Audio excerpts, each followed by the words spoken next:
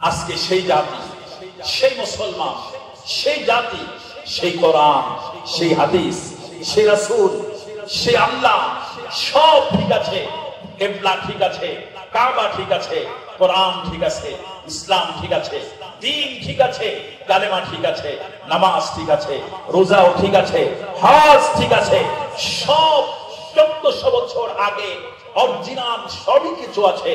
কিন্তু মুসলমানদের সেই উত্থান, মুসলমানদের সেই জৌলস, মুসলমানদের সেই বিড়ম্বনা আর আজকে तमाम পৃথিবীতে দেখা যায় না। কথা বলেন ঠিক না ঠিক?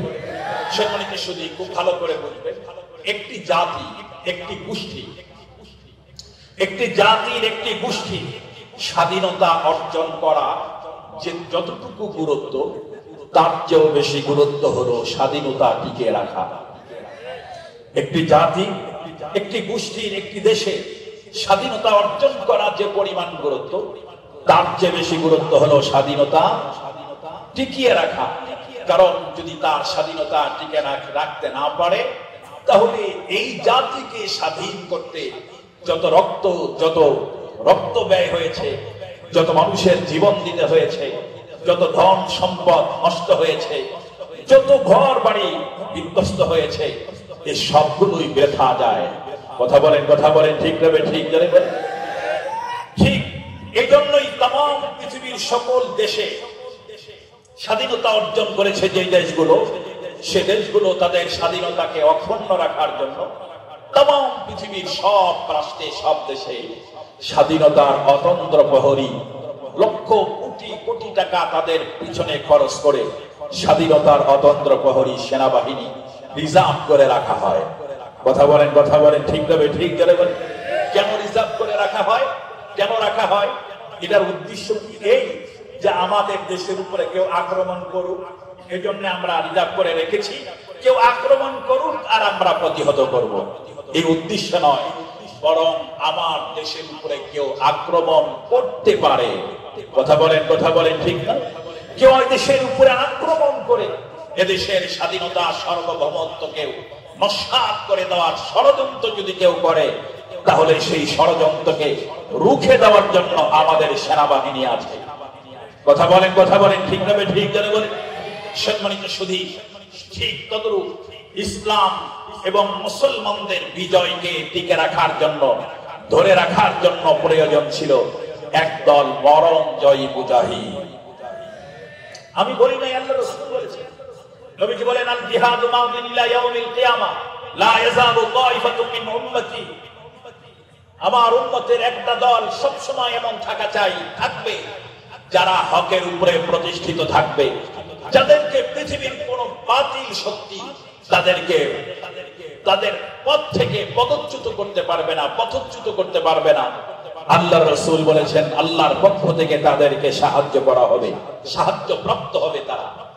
আজ तमाम পৃথিবীর মুসলমানদের এই করুণ দুর্দশা, এত কঠিন অবস্থা মুসলমান, আজকে तमाम পৃথিবীতে মুসলমানদের সংখ্যা পৃথিবীর ইতিহাসে সবচেয়ে বেশি।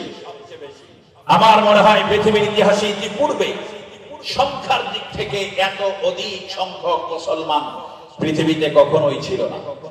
কিন্তু দুঃখের সাথে বলতে হয়, तमाम পৃথিবীর সবচেয়ে নিপীড়িত, নির্যাতিত, পদদলিত, অবহেলিত এবং সবচেয়ে অধিকার থেকে বঞ্চিত জাতি হলো এখন মুসলমান। কথা বলে ঠিক বললাম না? ঠিক বললাম? যারা এত সংখ্যা এত বেশি হওয়ার পরও तमाम পৃথিবীতে সবচেয়ে মজলুম জনগোষ্ঠী হলো মুসলমান, যাদের অধিকার হরণ করা হয় তো মুসলমানদের। সন্তানদেরকে বুলেটের আঘাতে বুকটাকে ঝাঁঝরা করে দেওয়া হয় তো মুসলমানদের, ঘর বাড়ি ধ্বংস করে দেওয়া হয় তো মুসলমানদের, রক্ত ঝরছে তো মুসলমানদের, সম্পদ হরণ করা হচ্ছে তো মুসলমানদের, দেশ দখল করা হচ্ছে তো মুসলমানদের। কথা বলেন ঠিক বললাম না? ঠিক বললাম? যারা বলে সম্মানিত সুধী, এই করুণ দুর্দশা হলো কেন? আল্লাহ রাসূল ওটা 1400 বছর আগেই বলে গিয়েছেন। কারণ হলো আমরা শুধু ইসলাম প্রচার বিজয়ের কথা বলি, কিন্তু মুসলমানদের বিজয় টিকে রাখার জন্য একদল অতন্ত্র প্রহরী মর্দে মুজাহিদ প্রয়োজন ছিল, তা মুসলমান একেবারেই মন থেকে ভুলে গিয়েছে। তা একেবারেই মুসলমান ভুলে গিয়েছে। আজ পশ্চিমা গোষ্ঠী আমাদেরকে বলে জিহাদের কথা বললে পশ্চিমা গোষ্ঠী বলে এরা হলো সন্ত্রাস। জিহাদকে সন্ত্রাস বলা হয়, জিহাদ মুজাহিদদেরকে সন্ত্রাসী বলা হয়।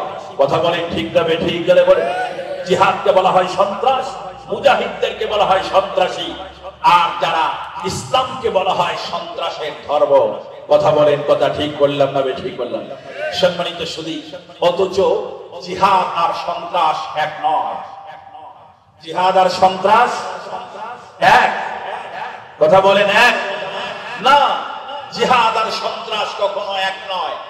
জিহাদ পবিত্র আর ইবাদত, ইসলামের একটি ইবাদত হলো জিহাদ। আর সন্ত্রাস তো ঘৃণিত একটি কাজ, তার নাম হলো সন্ত্রাস। ভালো করে বুঝেন, আগে জিহাদ কাকে বলে, সন্ত্রাস কাকে বলে, জিনিসটা যদি ক্লিয়ার ভাবে বুঝেন তাহলে এই অপবাদে কমপক্ষে আমাদের কান দেওয়ার সুযোগ হবে না। আমাদের যে জিহাদ বললেই মানুষ সন্ত্রাস বলে, আমরা তাদেরকে উত্তর দিতে পারবো। খুব ভালো করে বুঝেন, জিহাদ কাকে বলা হয়, সন্ত্রাস কাকে বলা হয়। সন্ত্রাস বলা হয় সদল বলে, দলবদ্ধ হয়ে কোন জাতি বা কোন গোষ্ঠীর উপরে সশস্ত্র আক্রমণ করে তাদের জান মাল ইজ্জতের ক্ষতি সাধন করা। খুব ভালো করে বুঝেন, দলবদ্ধ হয়ে অন্যায় ভাবে কোন জাতি সম্পদ, জান মাল ইজ্জতের উপরে আঘাত করা, এর নাম হলো সন্ত্রাস।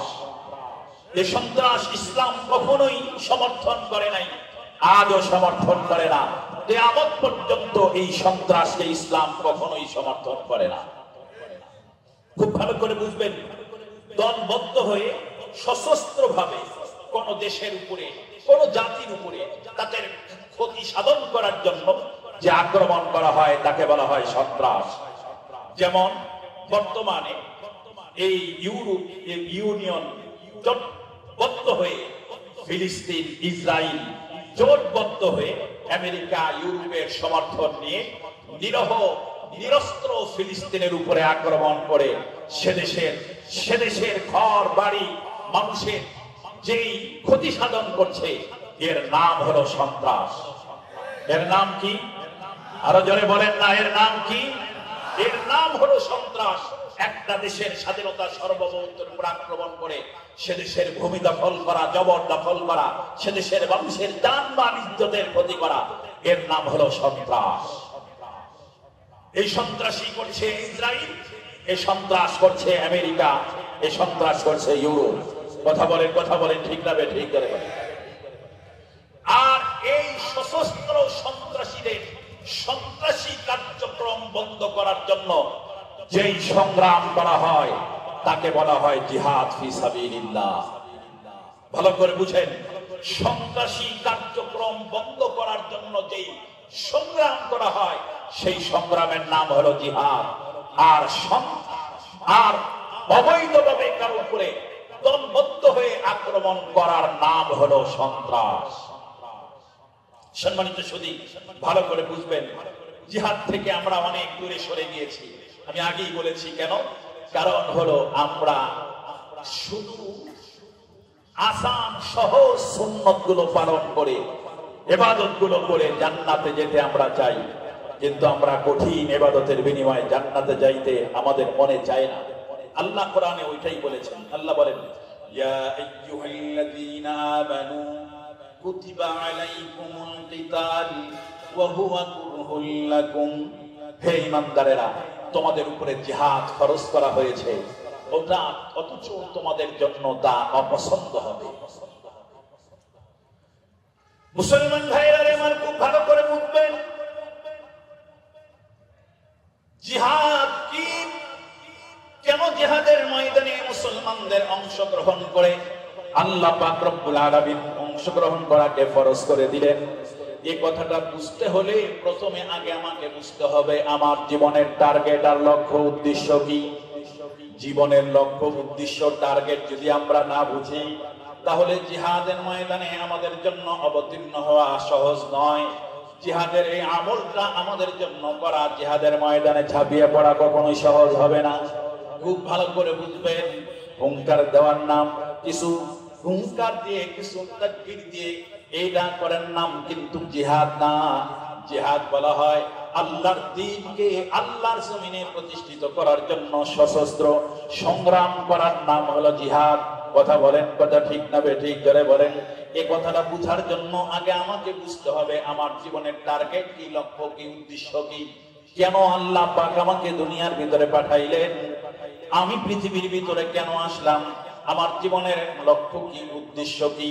এই কথাটা যতক্ষণ পর্যন্ত আমরা না বুঝবো ততক্ষণ পর্যন্ত ওই মানুষটার পক্ষে জিহাদে অংশগ্রহণ করা সম্ভব হবে না। খুব ভালো করে বুঝবেন জিহাদ কি, জিহাদের ময়দানে কেন যাব, এই কথাটা বুঝার জন্য আমাকে আগে জানতে হবে আমার জীবনের লক্ষ্য কি, আমার জীবনের টার্গেট কি, আমার জীবনের উদ্দেশ্য কি, এটা আগে আমাকে জানতে হবে। সম্মানিত সুধী, আমার জীবনের টার্গেট কি? দুনিয়ার ধন সম্পদ কামাই করা? কথা বলে অনেক টাকার মালিক হওয়া কি জীবনের লক্ষ্য? বড় একটা চেয়ার বা ক্ষমতার মালিক হওয়া কি জীবনের লক্ষ্য? কথা বলেন, কথা বলেন। অনেক বড় চেয়ারের মালিক হওয়া এটা কি জীবনের লক্ষ্য?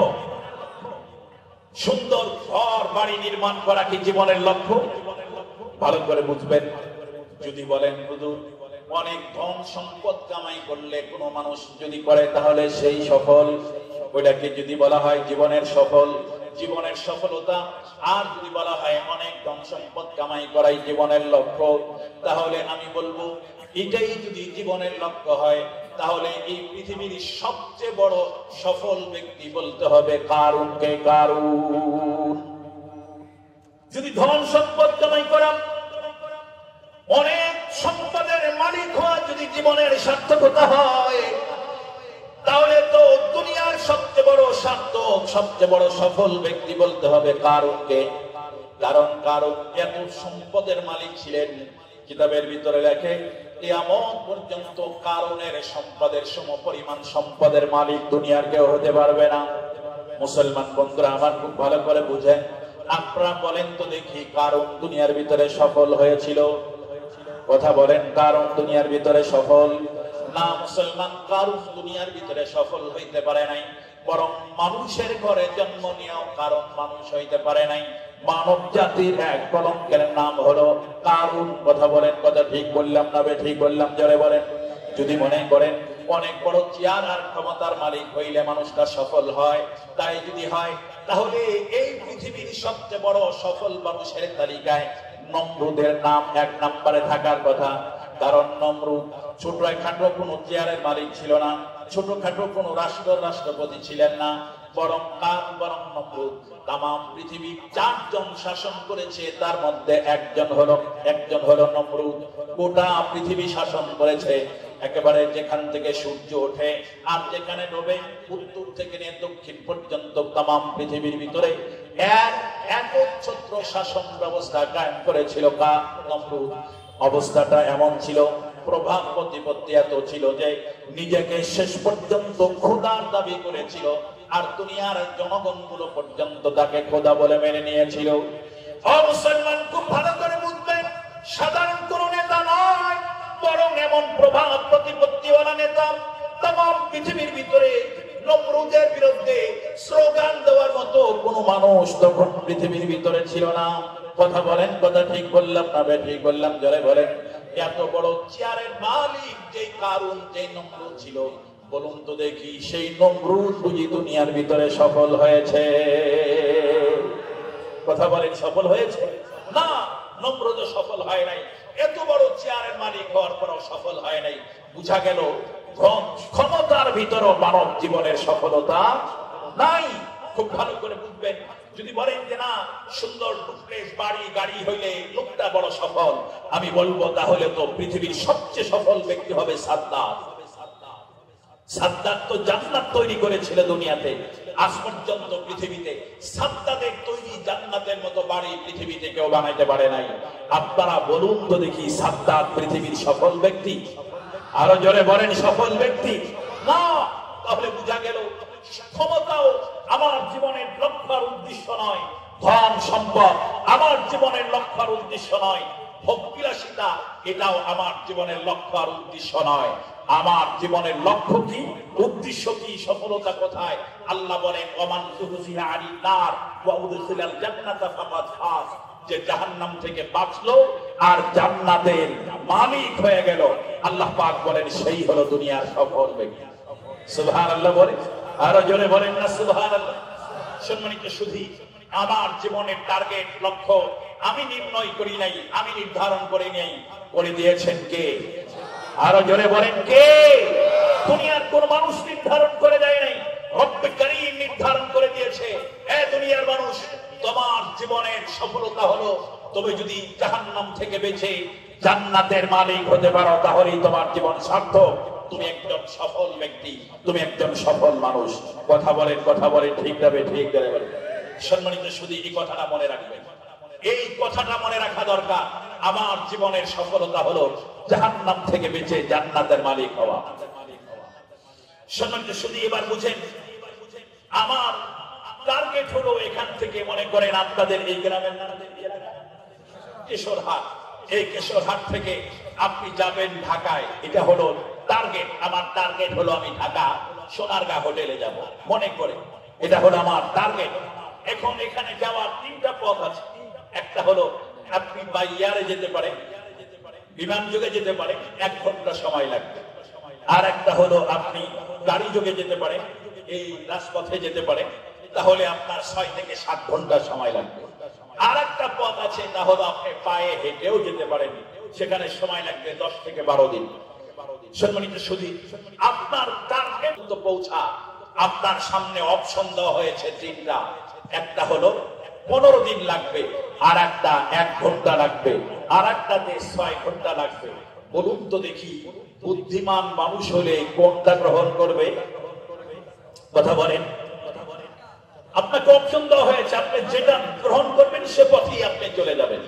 নিঃসন্দেহে বলতে হবে, বলবেন 1 ঘন্টা আমি ইয়ার মাধ্যমে, আমি বিমান যোগে চলে যাব ঢাকায় 1 ঘন্টায়, কারণ আমার টাইম পাস করা উদ্দেশ্য নয়, উদ্দেশ্য হলো আমার সোনারগাঁ হোটেলে পৌঁছা। কথা বলেন, কথা বলেন, ঠিক যাবে, ঠিক যাবে বলেন। টাইম পাস করা উদ্দেশ্য নয়, উদ্দেশ্য হলো সোনারগাঁ হোটেলে পৌঁছা। এটাই এই জীবনের এই বাস্তব কথাটা যারা স্বীকার করতে পেরেছে, যারা উপলব্ধি করতে পেরেছে, তারাই এই পৃথিবী থেকে সফলতার সার্টিফিকেট নিয়ে দুনিয়ার থেকে চলে গেছে। সাহাবায়ে কেরাম এই বাস্তবতা সাহাবায়ে কেরাম বুঝেছিলেন, এই কথাটার বাস্তবতা সাহাবায়ে কেরাম বুঝেছিলেন, মর্মে মর্মে বুঝেছিলেন।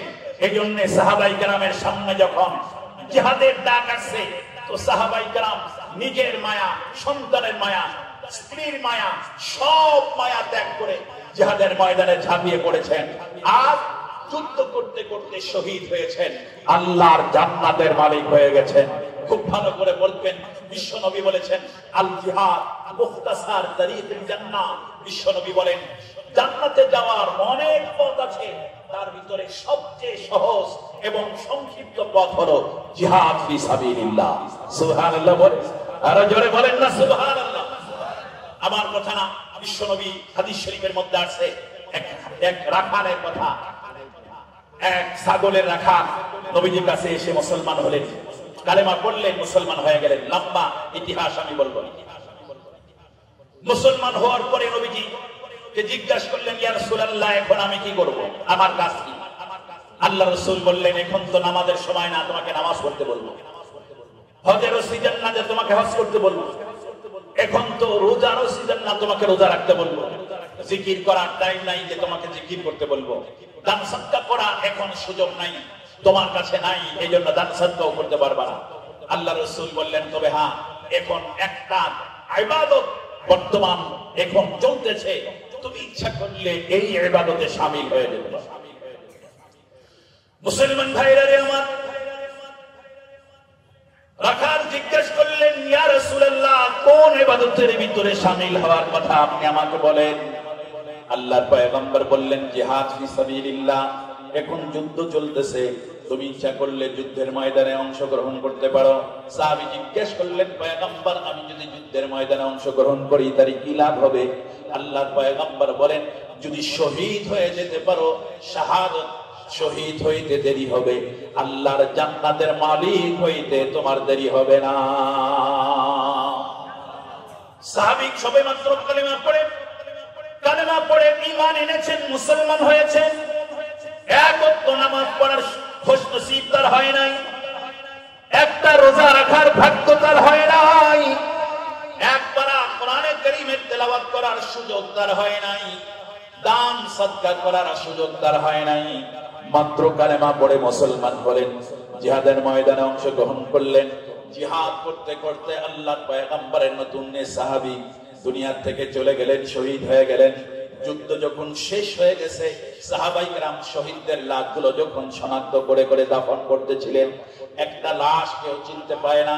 আল্লাহর পয়গম্বরকে বলেন, ওগো আল্লাহর রাসূল, আমাদের এলাকার ভিতরে, আমাদের এরিয়ার ভিতরে একটা লাশ আমরা পেয়েছি, যে লাশটার ভিতরে ক্ষত বিক্ষত দাগ আছে, মনে হয় যুদ্ধের ময়দানে আঘাতপ্রাপ্ত হয়ে মারা গেছে, কিন্তু এই লাশটাকে আমরা কেউ চিনি না, এটা কি মুসলমানের লাশ নাকি আমাদের শত্রুপক্ষের লাশ, আমরা কেউ চিনি না। এজন্য কি করা যায়? আল্লাহর পয়গম্বর বলেন, কোথায় লাশটা, আমাকে নিয়ে যাও। একবারে যায় বিশ্ব নবীকে নিয়ে যাওয়া হলো। আল্লাহর পয়গম্বর গেলেন, লাশের সামনে দাঁড়াইলেন, পয়গম্বরের চোখের পানিগুলো দরদর করে পড়া শুরু করে দিল। আল্লাহর পয়গম্বর লাশের সামনে বসে পড়লেন, মাথাগুলো চেহারার উপরে নবীজির মুবারক হাত দিয়া চেহারাটা সুন্দর করে পয়গম্বর মুছে দিচ্ছেন। নবীজি চেহারার উপরে হাতটা বুলায় বুলায় চেহারার হাতের উপরে বুলাইতেছিলেন, আর বলেন, সাহাবীরা, ওরে তোমরা চেনো না, ও মাত্র 1 থেকে 1.5 ঘন্টা আগে আমার হাতে কালেমা পড়ে মুসলমান হয়ে গেছে, আর যুদ্ধের ময়দানে শরীক হয়ে গেল, জিহাদ করতে করতে শহীদ হয়ে গেছে। আল্লাহর পয়গম্বর বলেন, সাহাবীরা শোনো, আমি দেখতেছি আমার এই সাহাবী আল্লাহর জান্নাতের মেহমান হয়ে জান্নাতের ভিতরে ঘোরাফেরা করতে আছে। মুসলমান ভাইরা আমার খুব ভালো করে বুঝবেন, জীবনের অর্থ মানে আমি 50 বছর বেঁচে থাকবো, এটা আমার অর্থ নয়। 100 বছর বেঁচে থেকে কোনো লাভ নাই যদি আমি আল্লাহর জান্নাতের মালিক হইতে না পারি। কথা বলেন ঠিক দেবে, ঠিক ধরে বলেন। 30 বছর বয়সেও যদি আমি আল্লাহর জান্নাতের মালিক হয়ে যেতে পারি, জাহান্নাম থেকে যদি বেঁচে যেতে পারি, তাহলে আমি 30 বছরই আল্লাহর জান্নাতে ঢুকে যাব। এটা ছিল সাহাবায়ে কেরামের কামনা। এজন্যই তো সাহাবায়ে কেরাম আল্লাহর পয়গম্বর যখন বলেছেন তোমাকে যুদ্ধের ময়দানে যেতে হবে, তো সাহাবায়ে কেরাম আগে পরে কোনো চিন্তা না করে নির্দ্বিধায় সাহাবায়ে কেরাম রিদওয়ানুল্লাহি তাআলা আলাইহিম যুদ্ধের ময়দানে শরীক হয়েছেন। যেমন একটা যুদ্ধের কথা বলেই আমি আপনাদের সামনে থেকে বিদায় দিই, আমি আমার বয়ানের নীতি টানবো। কিতাবের ভিতরে লেখছে, মওতার যুদ্ধের জন্য আল্লাহর পয়গম্বর যখন সাহাবীদেরকে যখন প্রস্তুতি করতেছিলেন, নবীজি এক পর্যায়ে বললেন, এই যুদ্ধের প্রথম সেনাপতির দায়িত্ব পালন করবে আমার পালক পুত্র যায়েদ ইবনে হারেসা। নবীজি বললেন, ফাইন ইসতুশহিদা, যদি যায়েদ শহীদ হয়ে যায় তাহলে জাফর ইবনে আবি তালেব, তাহলে জাফর ইবনে আবি তালেব দ্বিতীয়বার সেনাপতির দায়িত্ব পালন করবে। আল্লাহর পয়গম্বর বলে, সেও যদি শহীদ হয়ে যায় তাহলে তৃতীয় নম্বরের সেনাপতির দায়িত্ব পালন করবে হযরতে আব্দুল্লাহ বিন রাওয়াহা।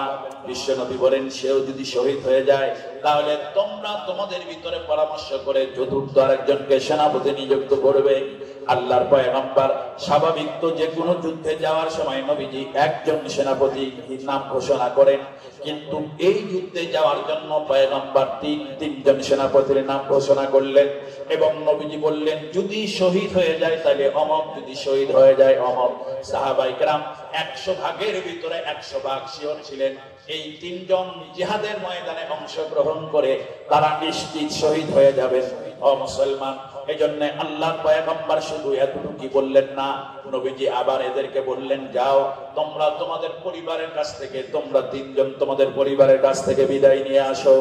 ও মুসলমান, খুব ভালো করে বুঝবেন, আব্দুল্লাহ বিন রাওয়াহা ওখানে উপস্থিত ছিলেন না, হযরতে জাফর ছিলেন আর হযরতে যায়েদ ছিলেন। হযরতে যায়েদ দাঁড়া গেলেন, পয়গম্বরকে ডেকে বলে, নবীজি, আমার ভাই জাফরের তো বাবা আছে, মা আছে, ভাই আছে, আপনজন আছে, তারা তো তার কাছ থেকে বিদায় নিবে, কিন্তু আমি যায়েদ এই মদিনার ভিতরে আমার কোনো বাবা নাই, আমার মা নাই, আমার চাচা নাই, ভাই নাই, আমার আপনজন বলতে এই মদিনার ভিতরে কেউ নাই আপনি ছাড়া। আপনি তো আমার বাবা। আম্মা জানরা তো ঘরের মধ্যেই বসে আছে, তারাই তো আমার আম্মা জান। আপনি বাবা, মূল অভিভাবক, আপনি তো এখানে আছেন। আমি কার কাছে যাব বিদায় নিতে? আবার তো বিদায় নেওয়ার জন্য আর কোথাও যাওয়ার প্রয়োজন নেই, কারণ আপনি আমার বাবা। ছোট্টবেলায় এসেছিলাম আপনার কাছে, আমি আপনাকেই বাবা বলে জানতাম, বাবা বলে ডেকেছি। আমার বাবাও এসেছিল আমাকে নেওয়ার জন্য, কিন্তু আমি আমার বাবার ডাকে সাড়া দিয়া আপনার দরবার ছেড়ে যাই নাই। পয়গম্বরের কথাগুলো যখন হযরত যায়েদ আল্লাহর পয়গম্বরের সামনে দাঁড়ায় যায়েদ যখন কথাগুলো বলতেছিলেন, দীর্ঘদিন পর্যন্ত নবীজি যাকে ছেলে বলে ডেকেছেন সেই যায়েদকে পয়গম্বর নিজ হাতে বিদায় দিতেছে। নবীজির চেহারার ভিতরে, চোখের ভিতরে পানি চলে আসছে। আল্লাহর পয়গম্বর চেহারাটা ঘুরায় নিলেন, যায়েদকে বুঝতে দিলেন না যে যায়েদ বিদায় নিয়ে যাইতেছে। নবীজির কলিজার ভিতরে রক্তক্ষরণ হইতেছে। নবীজি চেহারাটা ঘুরায় নিলেন আর বললেন, যায়েদ, হ্যাঁ বুঝেছি, যাও তুমি আল্লাহর রাস্তে চলে যাও। এই দুনিয়াতে যদি তোমার সাথে আমার দেখা নাও হয়, হাসরের ময়দানে তোমার সাথে আবার দেখা হবে। মুসলমান ভাইরা, হযরত যায়েদ বিদায় নিলেন, জাফর চলে গেলেন নিজের বাসায়। বাসার ভিতরে যা নিজের ঘরের দরজার ভিতরে নক করলেন। জাফরের স্ত্রী দরজা খুলে দিলেন। জাফর ঘরের ভিতরে ঢুকে স্ত্রীকে ডেকে বলে, স্ত্রী, ঢাল তরবারি গুলো দাও, যুদ্ধের পোশাকটা দাও, আর আমাকে বিদায় দিয়ে দাও। জাফরের স্ত্রী বলে, কি হয়েছে, কোথায় যাবে, কিসের বিদায়? জাফর ডেকে বলে, পয়গম্বর আমাকে যুদ্ধের সেনাপতির দায়িত্ব দিয়ে পাঠাইতেছেন, এই মুহূর্তে আমাকে যুদ্ধের ময়দানে যেতে হবে। জাফরের স্ত্রী বলে, সে তো আমার সৌভাগ্য। ও মুসলমান মা বোনেরা খুব ভালো করে বুঝবেন, মহিলারা, ছেলেগুলো যেমন জিহাদের ময়দানে জিহাদের জন্য উদ্গ্রীব আর উৎকণ্ঠা ছিলেন, আম্মা জানেরাও ছিলেন তারা তেমনি। হযরত জাফরের স্ত্রী বলে, সে তো আমার জন্য গৌরব আর সৌভাগ্যের বিষয়। তুমি জিহাদের ময়দানে যাবে, সেনাপতির দায়িত্ব পালন করবে, আমি মুজাহিদের স্ত্রী হব, আমি মুজাহিদের স্ত্রী হব, সে তো আমার গৌরবের বিষয়। আমি তোমাকে বাধা দিব না, যাও, আল্লাহর দ্বীনের জন্য চলে যাবে, যাও। তবে যাওয়ার আগে দোয়া করে যাও। বসো না, দুইজন মিলে একটু দোয়া করি।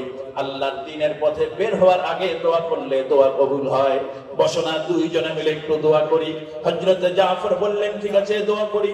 জাফরের স্ত্রী ডেকে বলে, কিন্তু স্বামী, আজকে দোয়া কিন্তু পরিচালনা আমি করব, তুমি আমার সাথে আমিন আমিন বলবে।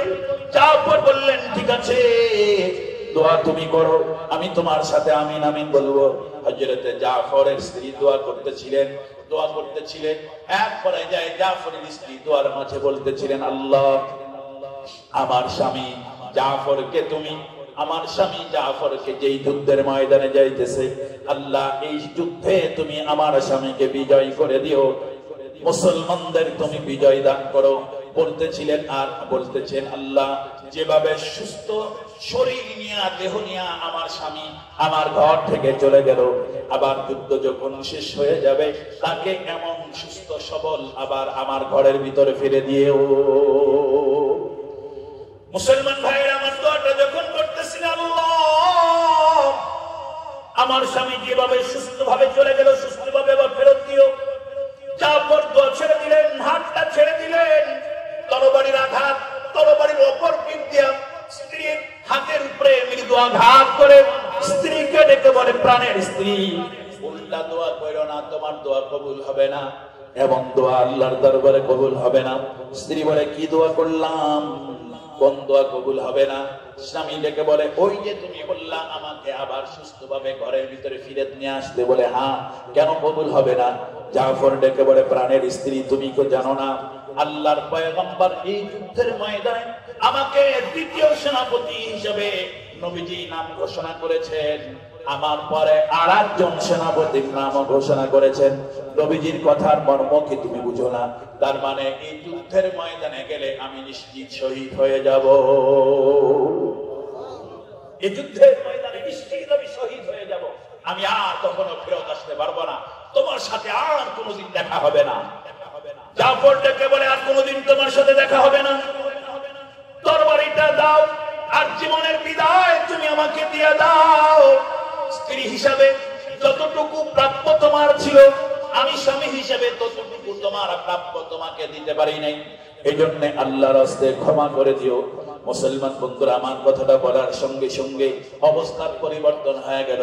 জাফরের স্ত্রীর চোখের ভিতরে পানি, জাফরের হাত দুইটা ধরে বলে, স্বামী আপনি যাবেন, জিহাদের ময়দানে যাবেন, যুদ্ধ করবেন, শহীদ হয়ে যাবেন, আমি আপনাকে বাধা দিব না, আপনার সাথে কোনোদিন দেখা হবে না, তাতেও আমার কোনো সমস্যা নাই, আপনি যান, আমি যতটুকু আপনার খেদমত করতে পেরেছি, হয়তো অনেক ভুল ত্রুটি হয়েছে, আল্লাহর হস্তে ক্ষমা করে দিবেন। আর একটা ওয়াদা আপনি আমাকে দিয়ে যান। কি ওয়াদা? বলে, প্রাণের স্বামী, আপনি শহীদ হয়ে গেলে আল্লাহর দরবারে যদি আপনার শাহাদত কবুল হয়, হাসরের ময়দানে আমি স্ত্রীকে শহীদের স্ত্রী হিসাবে আপনি মর্যাদা দিবেন। সুবহানাল্লাহ, বলেন না সুবহানাল্লাহ। কি ইমান ছিল মেয়েদের! আমাকে শহীদের স্ত্রী হিসাবে পাশে একটু জায়গা দিবেন তো। হযরতে জাফর বলেন, স্বামী, স্ত্রী, তোমার মতো স্ত্রী যে তার স্বামীকে শহীদ হয়ে যাবে, নিশ্চিত শহীদ হয়ে যাবে, জানার পরও হাতের ভিতরে তরবারি উঠায়া দেয়, এমন স্ত্রীকে হাসরের ময়দানে রেখে আমি জান্নাতে যাব না। ওয়াদা দিলাম, আল্লাহ যদি আমাকে জান্নাত নসিব করেন, আমি ওয়াদা দিলাম তোমার মতো স্ত্রীকে রেখে আমি জান্নাতে প্রবেশ করব না। ওনাদের সামনে ছিল জান্নাত, ওনারা জীবনের টার্গেট বুঝেছিলেন। মুসলমান বন্ধুরা আমার খুব ভালো করে বুঝবেন, হযরত জাফর কথাটা বলে ঘর থেকে বের হয়েছেন। জাফরের দুইটা সন্তান ছিল, ছোট ছোট দুই সন্তান ছিল হযরতে জাফরের। দুই সন্তান দুই দিক থেকে এসে পিছন থেকে জামা টেনে ধরেছে। জাফরকে ডেকে বলে, বাবা কই যাও? মদিনার বাজারে বাজারের ভিতরে মুদির যাও, আজকে কিন্তু মদিনার বাজার থেকে ফেরার পথে আমাদের জন্য অমুক দোকানের কাপড় নিয়ে আসবে, আমাদের জন্য সুন্দর ড্রেস নিয়ে আসবে, আমাদের জন্য সুন্দর কিন্তু আমাদের জন্য জুতা নিয়ে আসবে, অমুক মিঠাই নিয়ে আসবে, তমুক মিঠাই নিয়ে আসবে।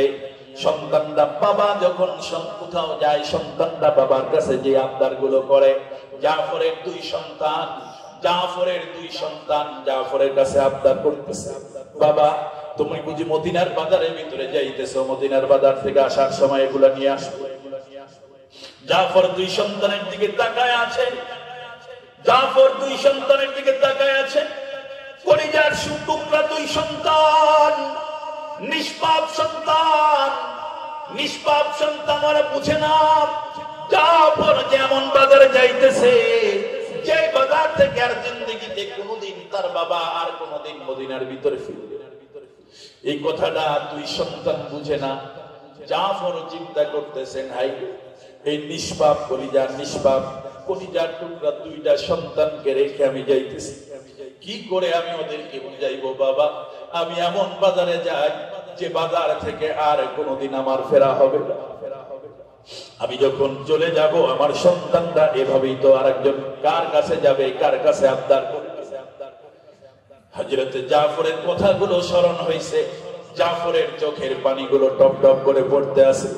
সন্তান তো নিজের সন্তান বুঝে না, না বুঝ সন্তান। জাফরের দিলের ভিতরে মায়া মোহাব্বতের জাগ্রত হয়েছে, চোখের পানিগুলো টপ টপ করে করে পড়তে আছে। কেমনে বুঝাইবো আমি আমার বাপ সন্তানদেরকে, বাবা এমন জায়গায় যাইতেছি যেই জায়গা থেকে আর কোনোদিন ফিরে আসা হবে না।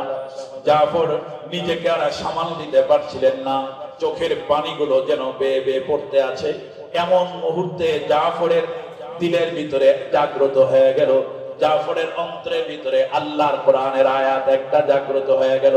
রব্বুল আলামিন বলেছেন, ইয়া আইয়ুহাল্লাযীনা আমানু লা তুলহিকুম আমওয়ালুকুম ওয়ালা আওলাদুকুম আন যিকরিল্লাহ। রব্বুল আলামিন ডেকে বলেছেন, হে ঈমানদার মুমিন মুসলমানেরা, তোমাদের সম্পদ, তোমাদের সন্তান, তোমাদের ধন সম্পদ আর সন্তান যেন তোমাদেরকে আমি আল্লাহর দিন থেকে, দিনের কাজ থেকে তোমাদেরকে যেন বিরত না রাখে। আর যদি এমন কেউ করো সন্তানের কারণে বা সম্পদের কারণে তোমরা যদি কেউ আল্লাহর পথে যাইতে বাধাগ্রস্ত হও, আর যদি সত্যি না জানো না যাও, তাহলে মনে রেখো তুমি বড় কঠিন ক্ষতিগ্রস্ত হয়ে যাবে। হাসরের ময়দানে জাহান্নাম ছাড়া বিকল্প কোন পথ তোমার জন্য খোলা থাকবে না। মুসলমান বন্ধুরা আমার, আল্লাহ পাকের আয়াত, কোরআনের আয়াত হযরত জাফরের স্মরণ হয়ে গেছে। আরে আল্লাহ তো বলেছেন লা তুলহিকুম আমওয়ালুকুম ওয়ালা আওলাদুকুম আন যিকরিল্লাহ। এ জাফর, তোর সন্তান তোর সম্পদ যেন তোকে আল্লাহর দ্বীনের পথে যাইতে যেন বাধা না দেয়। খবরদার। কে বলেছেন? বলেন না কে বলেছেন? রব্বে কারীম বলেছেন তোমার সন্তান তোমার সম্পদ যেন আল্লাহর দ্বীনের পথে যাইতে তোমাকে বাধা না দেয়। আয়াতটা স্মরণ হইতেই হযরত জাফর নিজেকে সামলায় নিলেন। ও মুসলমান, কিতাবের ভিতরে লেখছে জামাটা ধরে এত জোরে একটা ঝটকা টান দিছে, দুই সন্তান দুই দিকে ছিটকে পড়ে গেছে, পাথরে জমিনের উপরে পড়ে।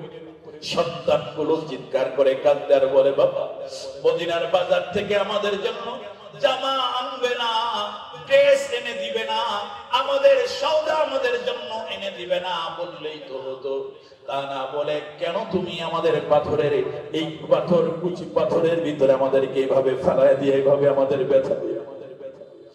দুই সন্তান চিৎকার করে কান্দার বলে, বাবা কেন আমাদের মারলে? আমরা কি অপরাধ করেছি তোমার কাছে গো বাবা? কি অপরাধ করেছি তোমার কাছে? কেন আমাদের মারলে? দেখো না আমাদের দেহ থেকে কপাল থেকে রক্তের ঝর্ণাগুলো প্রবাহিত হচ্ছে। কিতাবের ভিতরে লেখছে হযরত জাফরের দুই সন্তান চিৎকার করে করে ডাকতেছিল, বাবা একবার তাকায় দেখো না, একবার তাকায় দেখো। হযরত জাফর একবারের জন্য পিছনের দিকে আর তাকায় নাই। সন্তানগুলো বেঁচে আছে না মারা গেল এটা দেখার কোনো সুযোগ নাই। সুবহানাল্লাহ বলেন না সুবহানাল্লাহ। মুসলমান ভাইরা আমার, হযরত জাফর বিদায় নিয়ে চলে গেলেন। আব্দুল্লাহ বিন রাওয়াহা উপস্থিত ছিলেন না। আল্লাহর পয়গম্বরের পক্ষ থেকে পত্র পাঠানো হলো। আব্দুল্লাহ বিন রাওয়াহার বাসার ভিতরে পত্র পাঠানো হলো। পত্রবাহক যখন গিয়ে পৌঁছলেন তখন আব্দুল্লাহ বিন রাওয়াহা মাত্র বিবাহ করে নিয়ে আসছেন, মাত্র বিবাহ করে ঘরের ভিতরে পৌঁছেছেন। স্ত্রী ঘরের ভিতরে ঢুকেছে। আব্দুল্লাহ বিন রাওয়াহা তখনও ঘরের ভিতরে প্রবেশ করেন নাই, এখনো দরজার ভিতরে দাঁড়ায় আছেন ঘরে প্রবেশের অপেক্ষায়। এমন মুহূর্তে পয়গম্বরের পক্ষ থেকে একজন বার্তাবাহক আল্লাহর পয়গম্বরের চিঠি আব্দুল্লাহ বিন রাওয়াহার হাতের ভিতরে দিয়া বলে, আব্দুল্লাহ আল্লাহর পয়গম্বর তোমাকে মওতার যুদ্ধের তৃতীয় সেনাপতির নাম ঘোষণা করে দিয়েছেন। এই মুহূর্তে তোমাকে যুদ্ধের ময়দানে অংশগ্রহণ করতে হবে, দেরি করা যাবে না। হযরত জাফর পত্রটা পড়ার পর দেখলেন আল্লাহর পয়গম্বরের পক্ষ থেকে তাকে মওতার যুদ্ধের তৃতীয় সেনাপতির নাম ঘোষণা করা হয়েছে। এ মুসলমান, খুব ভালো করে বুঝবেন সাহাবায়ে কেরামের ঈমান, তাদের জীবনের টার্গেট তারা কেমনে বুঝেছিলেন। মুসলমান বন্ধুরা আমার, আব্দুল্লাহ বিন রাওয়াহা পত্রটা নিয়ে হাতের ভিতরে নিয়ে বাহির থেকে স্ত্রীকে ডেকে বলে, প্রাণের স্ত্রী, ঘরের ভিতরে অমুক জায়গার ভিতরে আমার তরবারি আছে, ঢাল আছে, ঢাল তরবারিটা দাও আর আমাকে বিদায় দিয়ে দাও। ঢাল তরবারিটা দাও, আমাকে বিদায় দিয়ে দাও। শুনেছি মদিনার ভিতরে সবচেয়ে পরমা সুন্দরী রূপসী তুমি মদিনার ভিতরে অনেক ধনাঢ্যবান পরিবারের একমাত্র মেয়ে তুমি। তোমাকে নিয়ে আসলাম বিবাহ করে, এক নজর দেখার সুযোগ হলো না, একটা ফুল সজ্জার বিনিময় পর্যন্ত হলো না, সুন্দর একটা কথার বিনিময় পর্যন্ত তোমার সাথে হয় নাই। স্ত্রীকে ডেকে বলে, প্রাণের স্ত্রী, ঢাল আর তরবারিটা দাও আর আমাকে জীবনের ধরে বিদায় দিয়ে দাও। স্ত্রী ডেকে বলে, কি হইল? কিসের জন্য ঢাল তরবারি চান? কিসের বিদায় চান? এই মাত্র বিবাহ করে ঘরে আসলাম, এখন পর্যন্ত আপনার চেহারাটাও দেখলাম না, একটা ভালো কথা পর্যন্ত আপনার সাথে হয় নাই, আপনার সাথে ফুল সজ্জা পর্যন্ত হয় নাই। এই মাত্র তো ঘর থেকে বের হয়ে আপনার ঘরে প্রবেশ করলাম, এখনই আপনি কিসের জন্য বিদায় চান? হযরত আব্দুল্লাহ বিন রাওয়াহা ডেকে বলে, প্রাণের স্ত্রী, পয়গম্বর আমাকে যুদ্ধের সেনাপতি হিসেবে নিযুক্ত করেছেন। এই যুদ্ধের ময়দানে এক্ষুনি আমাকে অংশগ্রহণ করতে হবে, দেরি করা যাবে না। এই জন্য ঢাল তরবারিটা দাও আর আমাকে জীবনের তরে বিদায় দিয়ে দাও, আর কোনোদিন তোমার সাথে হয়তো বা আমার দেখা হবে না। স্ত্রী ডেকে বলে, প্রাণের স্বামী, যাবেন, যুদ্ধের ময়দানে যাবেন, সে তোমার খুশনসিব, সৌভাগ্যের কথা, আমি আপনাকে বাধা দিব না। একবারের জন্য একটু ঘরের ভিতরে ঢুকে, একটা বারের জন্য একটু ঘরের ভিতরে ঢুকবেন, আমি আপনার সুন্দর চেহারাটা এক নজর একবার একটু দেখে নিতে চাই। হযরত আব্দুল্লাহ ডেকে বলে, কেন তুমি আমার চেহারা দেখতে চাও? হযরত আব্দুল্লাহর স্ত্রী ডেকে বলে, প্রাণের স্বামী, আমিও শুনেছি মদিনার ভিতরে সবচেয়ে বড় সুন্দর এক সুঠাম দেহের যুবক তুমি, মদিনার বড় ধনাঢ্য পরিবারের যুবক তুমি। আমি তোমাকে কখনো দেখি নাই, কোনোদিন দেখি নাই। তোমাকে এক নজর বিদায় বেলায় এক নজর এই জন্য দেখে নিতে চাই। তুমি যুদ্ধের ময়দানে শহীদ হয়ে গেলে, হাসরের ময়দানে কোটি কোটি মানুষের ভিতর থেকে আমি তোমাকে খুঁজে বের করে শহীদের স্ত্রী হিসাবে তোমার পাশে যেন দাঁড়াইতে পারি। মুসলমান ভাইরা রে আমার, হযরত আব্দুল্লাহ ডেকে বলে, তাই যদি তোমার উদ্দেশ্য হয় তাইলে দেখা করার প্রয়োজন নাই, আমি ঘরের ভিতরে ঢুকবো না, একবারের জন্য তোমার সাথে দেখা করব না। স্ত্রী বলে, কসম লাগে, খোদার কসম করে বলছি, প্রেম নিবেদন তোমার সাথে আমি করব না। আব্দুল্লাহ বিন রাওয়াহা বলে, না না, আমি সেই কথা বলছি না। আমি যদি ঘরের ভিতরে ঢুকি আর তোমার সুন্দরী চেহারার দিকে যদি আমি তাকাই, তোমার ওই চন্দ্রমাখা চেহারাটা যদি যুদ্ধের ময়দানে আবার আমার সামনে ভেসে ওঠে, আর এই কারণে যুদ্ধে যদি মুসলমানদের পরাজয় হয়, হাসরের ময়দানে আল্লাহর আদালতের সামনে দাঁড়ায় জবাব দেওয়ার কোনো উপায় থাকবে না। কি ঈমান ছিল সাহাবায়ে কেরামের! এই ত্যাগ আর কোরবানির বদৌলতে ইসলাম আমাদের পর্যন্ত এসেছে। এই হালুয়া রুটি আর জিলাপি খায় আসে নাই। হালুয়া রুটি আর জিলাপি খায় ইসলাম এদেশে আসে নাই। ইসলাম এক সাগরে। কথা বলেন, ঠিক তবে ঠিক করে বলেন। সম্মানিত শুধু ভালো করে বুঝেন, হযরত আব্দুল্লাহ বিন রাওয়াহা বিদায় নিলেন। স্ত্রীকে বলতেছে, প্রাণের স্ত্রী, সত্যি যদি তোমার এই মনোবাসনা হয়, আমি আব্দুল্লাহ ওয়াদা করলাম, হাসরের ময়দানে আল্লাহ যদি আমার শাহাদাত কবুল করে, আমি আল্লাহকে বলবো, আমার স্ত্রীকে ছাড়া, তোমার মতো স্ত্রীকে ছাড়া আমি জান্নাতে কদম রাখবো না। হযরত আব্দুল্লাহ রওনা হলেন। যাও পরে তৈয়ার। সাহাবায়ে কেরাম যায়েদ ইবনে হারেসা আগে রওনা হয়ে চলে গেছেন। হযরত আব্দুল্লাহ বিন রাওয়াহা হইতে দেরি হয়েছে, উনি একটু বিলম্বে বের হয়েছেন, কারণ বাসা থেকে রওনা হয়ে বের হতে হয়েছে। উনি বের হইতে দেরি হয়েছে। মসজিদে নববীর পাশাপাশি গেছে। ঘোড়া, বড় তেজি ঘোড়া ছিল আব্দুল্লাহ বিন রাওয়াহার। তেজি ঘোড়ার উপরে সওয়ার হয়ে উনি বের হলেন মসজিদে নববীর পাশাপাশি।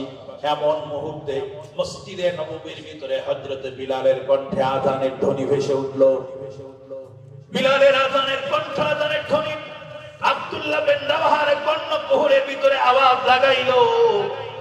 আব্দুল্লাহ বিন রাওয়াহা থমকে গেলেন, চিন্তা করলেন, জীবনে আর কোনোদিন আমার নবীকে আর কোনোদিন আমি দেখবো না।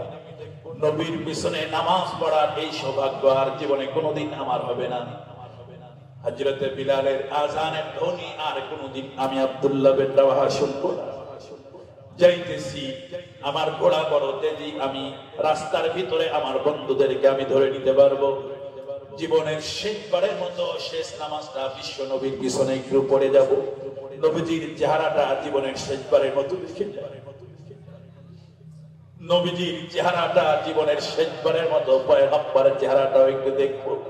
জীবনের শেষ নামাজ আল্লাহর পয়গম্বরের পিছনে, নবীজির পিছনে আমি জামাতের সাথে পড়ে যাব। হযরত আব্দুল্লাহ বিন রাওয়াহা চিন্তা করে ঘোড়া থেকে নামলেন, ওযু করলেন, মসজিদ নববীর ভিতরে ঢুকলেন। আল্লাহর পয়গম্বরের ইমামতি নামাজ হয়ে গেল। নবীজি সালাম ফিরাইতে আব্দুল্লাহ বিন রাওয়াহার উপরে পয়গম্বরের নজর পড়ল। আল্লাহর পয়গম্বর আব্দুল্লাহ বিন রাওয়াহাকে ডেকে বলে, আব্দুল্লাহ তুমি যাও নাই? হযরতে আব্দুল্লাহ বিন রাওয়াহা মুস্কি হাসি দিয়া বলে, পয়গম্বর আপনি জানেন তো আমার ঘোড়া বড় তেজি ঘোড়া, আর আমি ঘোড়া চালাইতে বড় পারদর্শী। আমি এক্ষুনি রওনা হব। আমি রাস্তার ভিতরে আমার বন্ধুদেরকে কাফেলাকে আমি ধরে ফেলবো, ইনশাআল্লাহ কোনো সমস্যা হবে না। আল্লাহর পয়গম্বর মুস্কি হাসি দিয়ে আব্দুল্লাহ বিন রাওয়াহাকে ডেকে বলে, আব্দুল্লাহ তুমি আমার পিছনে নামাজ পড়েছো, এর জন্য সওয়াব তুমি পাবে, ফজিলত আলাদা পাবে। আমার চেহারা দেখার জন্য তুমি রয়ে গেছো, এর জন্য ফজিলত আর সওয়াব তুমি আলাদা পাবে।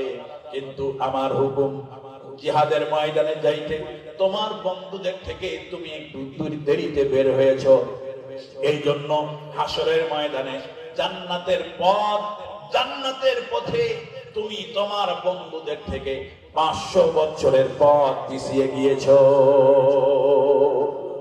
ও মুসলমান, নবীজি জিহাদের ময়দানে যাইতে বলছে, যাইতে দেরি হয়েছে, তাও নবীজির পিছনে নামাজ পড়বে এই জন্য দেরি হয়েছে। নবীজির পিছনে নামাজ পড়া, নবীজির চেহারা মোবারক দেখে বের হবে, রাস্তার ভিতরেই তাকে তাদের কাফেলার সাথে আবার সাক্ষাৎ হবে। শুধুমাত্র নবীজির এই অর্ডার পালন করতে সামান্য বিলম্ব হয়েছে, এজন্য নবীজি বলেন তোমার বন্ধুদের থেকে তুমি জান্নাতের পথে 500 বছর পিছিয়ে গিয়েছো। তোমার চেয়ে তোমার বন্ধুরা 500 বছর আগেই জান্নাতে চলে যাবে। সুবহানাল্লাহ বলেন না সুবহানাল্লাহ।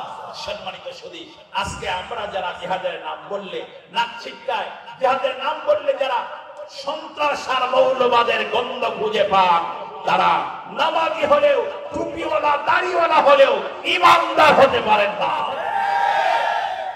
তারা ইমানদার নয়, তারা মুমিন হতে পারে নাই।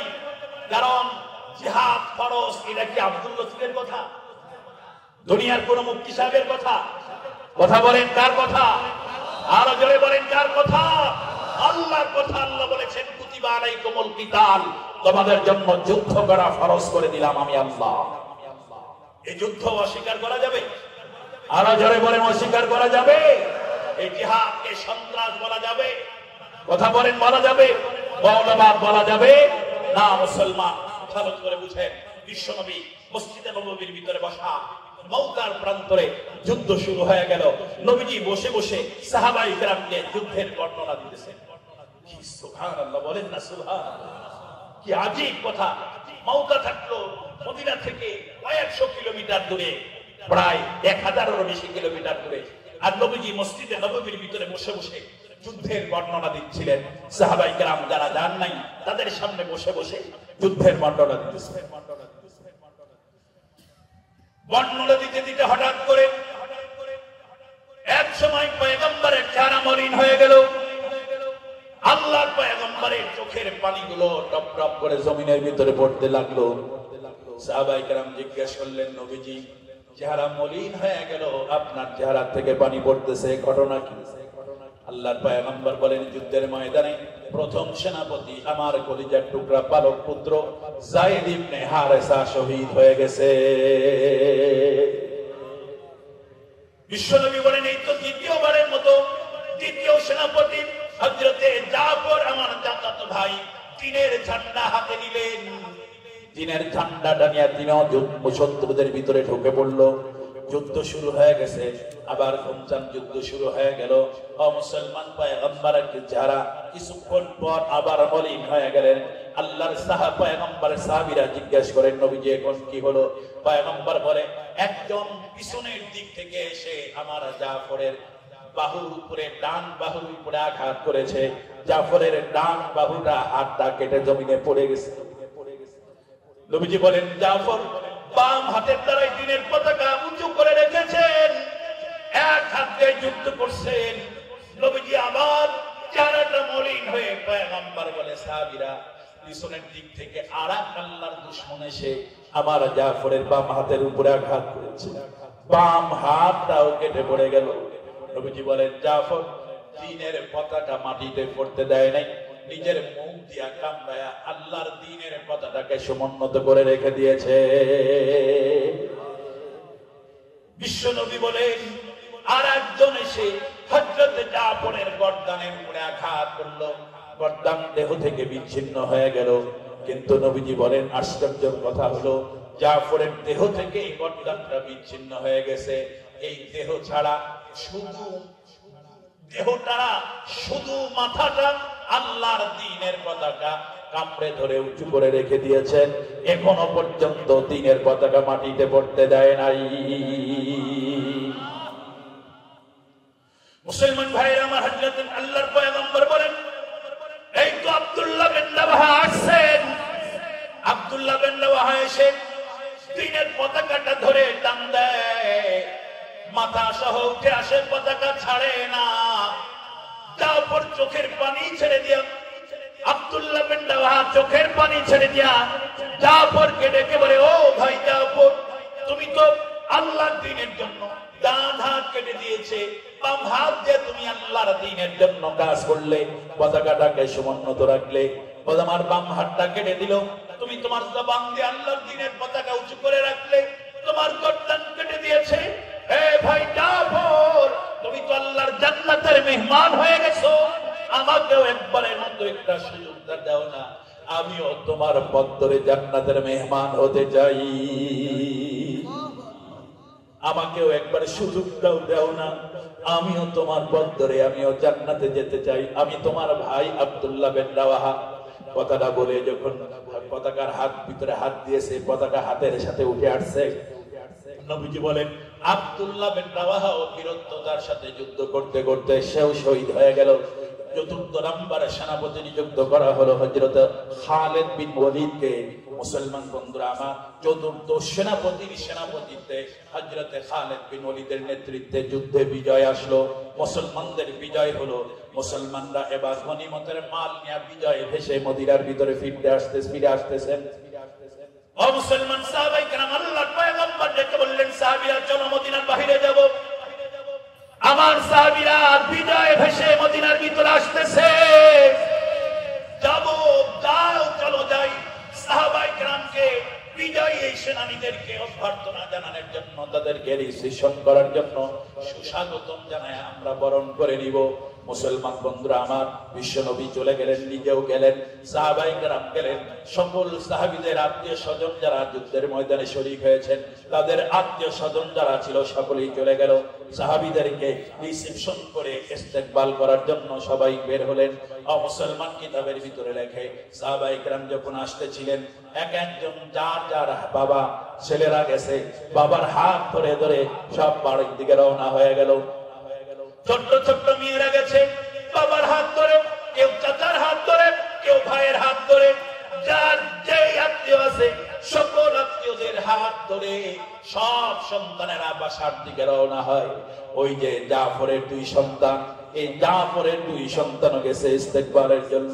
একবার এদিকে দৌড়ায়, ওই মুজাহিদের চেহারার দিকে তাকায়, না না এটা তো বাবা না, আবার আর দিকে তাকায়, ওই দিকে বুঝি আমার বাবা, ওই দিকে যায়, তাকায় দেখে না এটাও আমার বাবা না, একবার এদিকে আবার ওদিকে, একবার এই সাহাবীর দিকে আর একবার ওই সাহাবীর দিকে, বারবার দৌড়াইতে দৌড়াইতে সকল সাহাবায়ে কেরাম যখন শেষ হয়ে গেলেন, সবাই নিজের বাচ্চাদেরকে নিয়ে, আত্মীয় স্বজনদেরকে নিয়ে যখন মদিনার পানে রওনা হলেন, বাসার দিকে রওনা হলেন, দুই সন্তান ফাঁকে দাঁড়ায়া চোখের পানি ছড়ায়া কাঁদতে আছে আর বলতে আছে। এক ভাই আর এক ভাইকে বলে, ও ভাই, মদিনার বাজার থেকে সবার বাবা আসলো, আমার বাবা কোথায় গেল, আমাদের বাবা কই, আমাদের বাবা কই?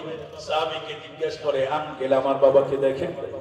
সাহাবী কথাটা শোনার পরে চোখের পানি ধরে রাখতে পারে না, বাচ্চাদেরকে কি বলে বুঝ দিবে। ওই সাহাবীকে জিজ্ঞেস করে, আঙ্কেল আপনি গেলেন আসলেন, আমার বাবা কই? নবীজি দূর থেকে কথাগুলো দূর থেকে নবীজি শুনতেছিলেন। একবারে যায় দুইজন আল্লাহর পয়গম্বরের সামনে নবীজিকে ডেকে বলে, পয়গম্বর আঙ্কেল আমার বাবাকে না আপনি এদের সাথে পাঠালেন? সবাই ফিরে আসলো, আমার বাবা কই? আমার বাবা কি ফিরে আসবে না? মদিনার বাজার থেকে সবার বাবা ফিরে আসছে, আমার খেলার সাথীদের বাবা ফিরে আসলো, আমার বাবা কেন ফিরে আসলো না? আমার বাবা কই? নবীজি কথার কোনো উত্তর দিতে পারে না। আল্লাহর পয়গম্বর চেহার চোখের পানিগুলো দাঁড়ি বেয়ে বেয়ে বুক ভেসে যাইতেছে। নবীজি কি উত্তর দিবেন?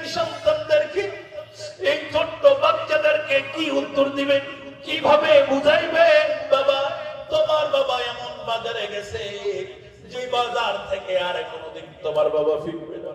বুঝানোর মতো ভাষা যেন নবী হারিয়ে ফেলেছে। নবীজি কান্দে, বাচ্চাগুলো কান্দে, সাহাবায়ে কেরাম কান্দে, কান্নার রোল পড়ে গেছে। আল্লাহর পয়গম্বর দুই বাচ্চার দুই মাথার উপরে হাত রেখে নবীজি বলে, বাবারে আজ থেকে তোমাদের বাবা আমি মুহাম্মাদুর রাসূলুল্লাহ। তোমার বাবা এমন জায়গায় গেছে বাবা, যেখান থেকে আর কোনোদিন তোমাদের এই মদিনার ভিতরে তোমাদের ঘরের ভিতরে আর ফিরবে না। ওরা বলে ঘরের ভিতরে না ফিরলে আমাদের জামা কিনে দিবে কে, আমাদের কাপড় কিনে দিবে কে, ঈদের বাজার কে করে দিবে। নবীজি দুইজনের হাতের উপরে মাথার উপরে হাত রেখে বলে, বাবা আজ থেকে আমি নবী তোমাদের বাবা হয়ে গেলাম। আজ থেকে তোমাদের কাপড় চোপড়, তোমাদের ঈদের বাজার সব কিছু করে দেওয়ার দায়িত্ব আমি মুহাম্মাদুর রাসূলুল্লাহ নিয়ে নিলাম। সুবহানাল্লাহ বলেন না সুবহানাল্লাহ। এ মুসলমান, ছোট্ট বাচ্চা হলে কি হবে, বাচ্চাগুলো না বুঝ হলে কি হবে? ওদের ভিতরে তারপরেও বুঝছিল। যখন বলছে বিশ্বনবী বললেন আমি তোমাদের বাবা হয়ে গেলাম, দুই সন্তান চিৎকার দিয়ে আনন্দ ফুর্তি করে চিৎকার দিয়ে বলে, সত্যি যদি আপনি আমাদের বাবা হন তাহলে আমরাও বলছি আপনার চেয়ে উত্তম বাবা এই পৃথিবীতে আর হতে পারে না।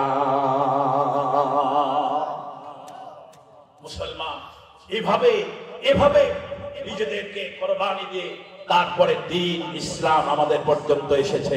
কথা বলেন না ঠিক বললাম না ঠিক বললাম? জোরে বলেন। আজকে আমরা দেশ থেকে সেই দ্বীন সেই ইসলাম আমাদের থেকে দূরে সরে যাচ্ছে। আর মুসলমান নির্যাতিত, নিপীড়িত, নিষ্পেষিত। কেন? আল্লাহ রাসূল 1400 বছর আগে বলে গেছেন, ইযা তারাকতুমুল জিহাদ ফাসাল্লাল্লাহু আলাইকুমুদ দিল্লাহ। যদি তোমরা জিহাদকে বর্জন করো, এই মুসলিম জাতির উপরে আল্লাহ অবমাননা, লাঞ্ছনা, অবহেলা এইগুলাই আল্লাহ পাক চাপায়া দিবে। বিজাতি দ্বারা নির্যাতিত হবে, নিষ্পেষিত হবে। মুসলমান এজন্য আমাদেরকে বুঝতে হবে জিহাদ এটা ইবাদত, সন্ত্রাস নয়। জিহাদের তামান্না দিলের ভিতরে রাখা দরকার। আল্লাহ রাসূল বলেন, যে ব্যক্তি মারা গেল আর শাহাদাতের তামান্না তার অন্তরে থাকে না, সে নিফাকের উপরে তার মৃত্যু হবে। বিশ্বনবী বলেছেন, আল্লাহ আমার মন চায় আমি দ্বীনের রাস্তায় শহীদ হয়ে যাব, আবার আমাকে জিন্দা করা হবে, আমি আবার শহীদ হব, আবার জিন্দা করা হবে, আবার শহীদ হব। বারবার তুমি আমাকে জিন্দা করবে আর আমি বারবার তোমার রাস্তায় শহীদ হয়ে যাব। এ ছিল বিশ্বনবীর তামান্না। সেই নবী যে যুদ্ধে শরীক হয়েছেন, এই যুদ্ধগুলোকে সন্ত্রাস বলা এটা কখনো ইমানদারের কথা হতে পারে? আরো জোরে বলেন পারে? এই জন্য মুসলমান আজ থেকে এখন থেকে যদি আমরা যদি প্রতিজ্ঞাবদ্ধ হই, আমরা যদি আবার জিহাদের শপথ নিতে পারি, প্রস্তুতি নিতে পারি, জিহাদের তামান্না যদি লালন করতে পারি, আজ থেকে যদি প্রতিজ্ঞা নিতে পারি, আবার যদি কখনো জিহাদের ডাক আসে, আবার যদি ইমাম মাহদীর সেই সৈন্যতে আমার যোগদান করার সুযোগ যদি আসে, তাহলে ইনশাআল্লাহ আমি আমার স্ত্রী পুত্র মায়া ত্যাগ করে, ঘর সংসার সবকিছু মায়া ত্যাগ করে আমি মুজাহিদদের কাতারে অংশগ্রহণ করব ইনশাআল্লাহ। রাজি আছি ইনশাআল্লাহ। আল্লাহ কবুল করেন, সকলে বলে আমিন। এই দীপ্ত শপথ যদি আমাদের ভিতরে থাকে, জিহাদের এই চিন্তা চেতনা যদি আমরা লালন করতে পারি, তাহলে গোটা পৃথিবী আবারও মুসলমানদের শাসনে চলে আসবে। গোটা পৃথিবীর সব শক্তি আবারও মুসলমানদের পদতলে মস্তক অবনত করতে বাধ্য হবে। সম্মানিত সুধী, কারণ আপনারা বলবেন, হুজুর এটা কি বলেন, এই বর্তমান দুনিয়াতে আমরা ওদের সাথে যুদ্ধ করে পারবো? আমাদের কাছে অস্ত্র নাই, আমাদের কাছে টাকা ক্ষমতা নাই, আমাদের কাছে টাকা নাই, আমাদের কাছে জঙ্গি বিমান নাই, আধুনিক কোন অস্ত্র আমাদের কাছে নাই। খুব ভালো করে বুঝেন, আধুনিক অস্ত্রের বলে মুসলমানদের বিজয় হয় না, মুসলমানদের বিজয় হয় ঈমানের বলে। কথা বলেন ঠিক না ঠিক? আধুনিক অস্ত্র নিয়েই তো আফগানিস্তানে আক্রমণ করেছিল আমেরিকা, টিকতে পারছে? কথা বলেন, টিকতে পেরেছে? সব আধুনিক অস্ত্র আমেরিকা এই আফগানিস্তানের ছাত্র তালেবানদের ভাঙ্গা অস্ত্রের কাছে মাথা নত করতে বাধ্য হয়েছে। সম্মানিত সুধী, এই জন্য আজও যদি আজও যদি আমরা দোয়া করি হামাসদের জন্য, আমরা দোয়া করি ফিলিস্তিনের পক্ষে যারা লড়তেছে তাদের জন্য, আল্লাহ তাদের মনোবলকে চাঙ্গা করে দাও, আল্লাহ তাদের ঈমানি শক্তিকে আরো বাড়ায়া দাও। আমরা দোয়া করব তাদের জন্য, আল্লাহ যেন তাদের মনোবল চাঙ্গা করে দেয়, ঈমানি শক্তি যেন চাঙ্গা করে দেয়। মুসলমান যদি ঈমানি তাকত নিয়ে মাঠে যদি নামতে পারে, ইনশাআল্লাহ ইনশাআল্লাহ আমরা খোদার কসম খেয়ে বলতে পারি, ইনশাআল্লাহ ফিলিস্তিন ইসরায়েলের কবরস্থানে পরিণত হবে। ফিলিস্তিন ইসরায়েলের জন্য কবরস্থানে পরিণত হবে ইনশাআল্লাহ। সেদিন বেশি দূরে নয়। কথা বলেন ঠিক তবে ঠিক জোরে বলেন। সম্মানিত সুধী, এই জন্য আমরা জিহাদের তামান্না ভিতরে রাখবো। মনে রাখবেন, জিহাদ আর সন্ত্রাস এক নয়। কথাটা কি ক্লিয়ার বুঝেছেন? জিহাদ আর সন্ত্রাস এক নয়। জিহাদ হলো ইবাদত, সন্ত্রাস হলো ঘৃণিত কাজ। আমরা জিহাদি, আমরা সন্ত্রাসী নই। আল্লাহ পাক আমাদের কথাগুলো বুঝা আমল করার তৌফিক দান করেন। আমিন। ওয়া আখিরু দাওয়ানা আলহামদুলিল্লাহি রাব্বিল আলামিন।